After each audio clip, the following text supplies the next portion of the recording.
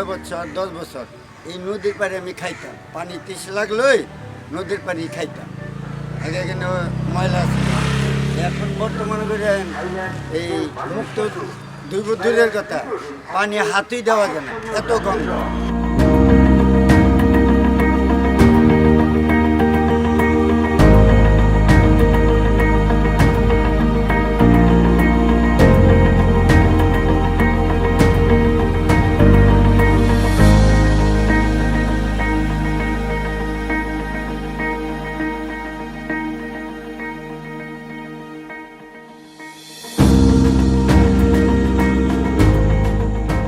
মনে করেন যে ঢাকা শহরে এই যে ঘনবসতি হয়েছে, মনে করেন নদীর আশেপাশে বিল্ডিং টিল্ডিং হয়ে গেছে, মনে করেন যে ময়লা টলা চিপসের কাগজ মগজ আবি যাবি নদীতে ফালায়, নদীর পানি নষ্ট হয়ে গেছে।